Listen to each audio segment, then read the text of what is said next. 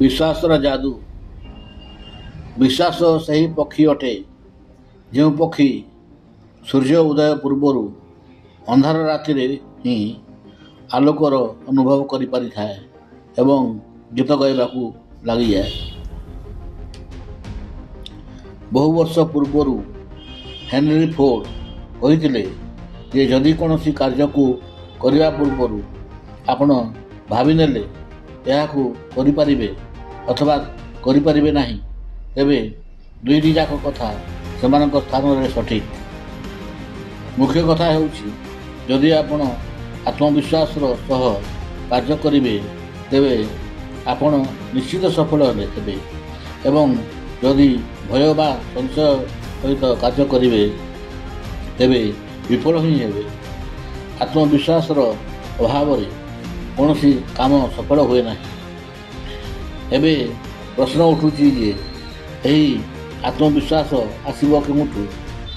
ସକାରାତ୍ମକ ବିଚାର କିଛି ପରିମାଣରେ ବିଶ୍ୱାସ ଦିଏ, କିନ୍ତୁ ଅସଲି ଭରସା ତ ଭିତରୁ ହିଁ ଆସିଥାଏ, ନିଜ ସାମର୍ଥ୍ୟ ପ୍ରସ୍ତୁତି ଓ ବିଶ୍ୱାସରୁ।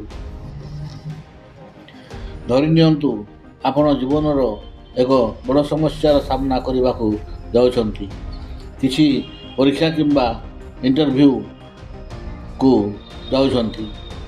ଯୋଜନାବଦ୍ଧ ପ୍ରସ୍ତୁତି, କଠିନ ପରିଶ୍ରମ ଓ ଇଚ୍ଛାଶକ୍ତି ହିଁ ଆପଣଙ୍କ ଆତ୍ମବିଶ୍ୱାସର ସ୍ରୋତ ପାଲଟି ଯାଇଥାଏ। ସଠିକ ପ୍ରସ୍ତୁତି ପାଇଁ କ'ଣ ଆବଶ୍ୟକ ଅଟେ ଏହାର ହିସାବ ଲଗାନ୍ତୁ ଏବଂ ପ୍ରସ୍ତୁତିର ଯୋଜନା କରନ୍ତୁ। ସେହି ଯୋଜନାଗୁଡ଼ିକୁ ସମୟ ସମୟରେ ପରଖି ନିଅନ୍ତୁ, ଯେପରିକି ଏହି 10 ଦିନରେ ପିଛିଲା 10 ବର୍ଷର ପ୍ରଶ୍ନପତ୍ରର ସମାଧାନ କରିବାର ଅଛି ବା ଅମୁକ ପାଠ ବୁଝିବାର ଅଛି ଇତ୍ୟାଦି। ପ୍ରତି ଅନୁସନ୍ଧାନରେ ଏକ ଅନ୍ତିମ ଲକ୍ଷ୍ୟ ରଖିଲେ ହିଁ ଜାଣିବେ କି ଆପଣ ଠିକ୍ ବେଗରେ ଅଛନ୍ତି କିମ୍ବା କିଛି ପରିବର୍ତ୍ତନ କରିବା ଦରକାର। ଆପଣଙ୍କ ପରୀକ୍ଷଣ ବିନ୍ଦୁ ଯେତେ ଆଗକୁ ଯିବ, ଭରସା ବି ସେପରି ମଜବୁତ ହେବ। ଆପଣ ଜାଣିଥିବେ ଯେ ଆପଣ ଭରପୂର ପରିଶ୍ରମ କରିଛନ୍ତି, ଭଗବାନଙ୍କ ଭରସାରେ ଛାଡ଼ି ନାହାନ୍ତି।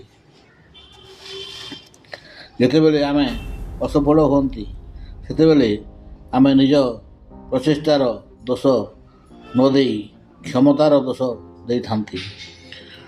ନକାରାତ୍ମକ ବିଚାର ଏହିଠାରୁ ଜନ୍ମ ନିଏ, ଯାହାକି ଆତ୍ମବିଶ୍ୱାସକୁ ସମ୍ପୂର୍ଣ୍ଣ ରୂପେ ନଷ୍ଟ କରିଦିଏ। ଏମିତି ସ୍ଥିତିକୁ ବଞ୍ଚିବା ଆବଶ୍ୟକ। ଆତ୍ମବିଶ୍ୱାସର ଦୁନିଆ ଚମତ୍କାରିତାରେ ପରିପୂର୍ଣ୍ଣ। ଆପଣ ଆଶ୍ଚର୍ଯ୍ୟ ହେବେ ଯେ ସଂସାରର ଅନେକ ଚିକିତ୍ସା ପଦ୍ଧତି ମଧ୍ୟରୁ ବିଶ୍ୱାସ ଚିକିତ୍ସା ଅନ୍ୟତମ।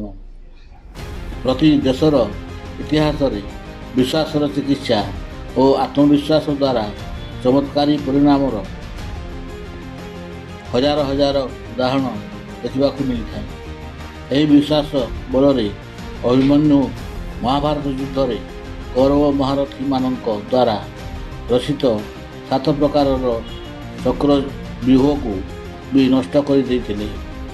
ଯଦି ସବୁ ମହାଯୋଦ୍ଧାମାନେ ଘେରି କରି ଅଭିମନ୍ୟୁଙ୍କୁ ଆକ୍ରମଣ କରିନଥାନ୍ତେ ଓ ପାଣ୍ଡବ ସେନା ତାଙ୍କୁ ସାହାଯ୍ୟ କରିବାକୁ ବ୍ୟୁହ ଭିତରକୁ ପ୍ରବେଶ କରିବାକୁ ସଫଳ ହୋଇଥାନ୍ତେ, ତେବେ ସେହିଦିନ ମହାଭାରତ ଯୁଦ୍ଧ ସମାପ୍ତ ହୋଇଯାଇଥାନ୍ତା।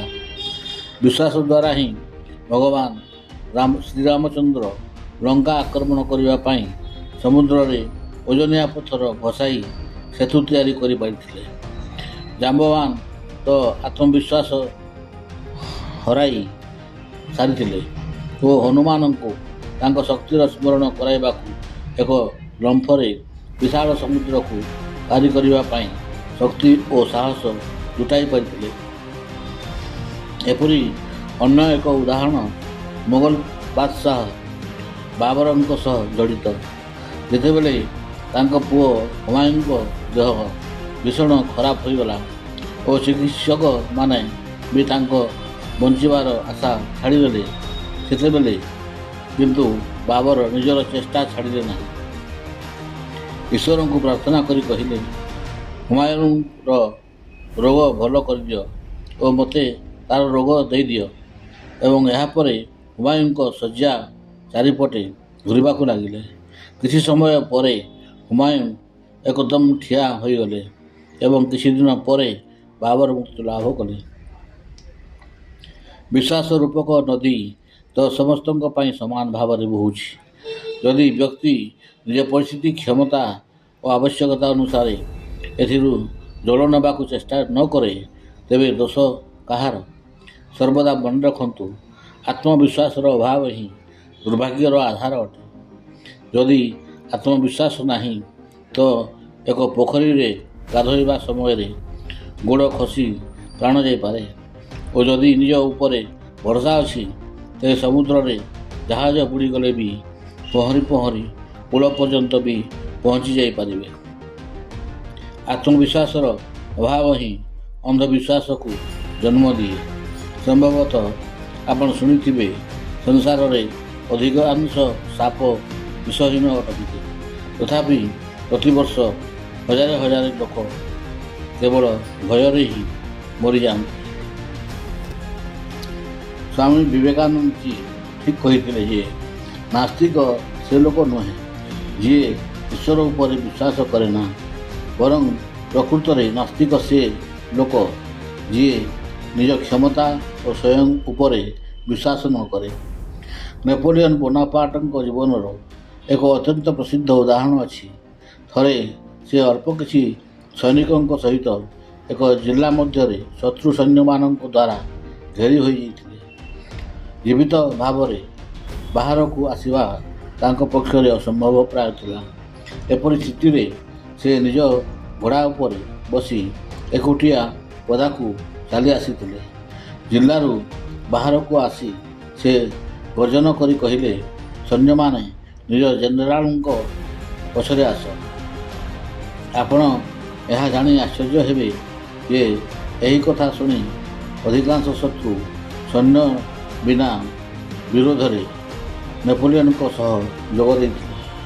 ଉପରୋକ୍ତ ଉଦାହରଣ ଜୀବନ ମରଣ ପରିସ୍ଥିତିରେ ଯେତେବେଳେ ବଞ୍ଚିବାର ଆଉ କିଛି ବାଟ ନାହିଁ, କେବଳ ବିଶ୍ୱାସ ଦ୍ୱାରା ହିଁ ପରିସ୍ଥିତିକୁ ବଦଳାଇବାର ଚେଷ୍ଟା କରିବାର ଦୃଷ୍ଟାନ୍ତ ଅଟେ। ଏଥିରୁ ଆମେ ଶିଖିଲେ ଯେ ଯିଏ ଅଧିକ ନିରାଶଜନକ ପରିସ୍ଥିତିରେ ବି ଆଶା ତ୍ୟାଗ କରେ ନାହିଁ, ସେ ସର୍ବଦା ସଫଳ ହୁଏ। ଏହି ସମ୍ବନ୍ଧରେ ଏକ ପ୍ରସିଦ୍ଧ ଲୋକବାଣୀ ରହିଛି ଏବଂ ତାହା ହେଲା, ବୁଡ଼ି ଯାଉଥିବା ଲୋକର କୁଟା କ୍ଷୟକୁ ଆଶ୍ରା।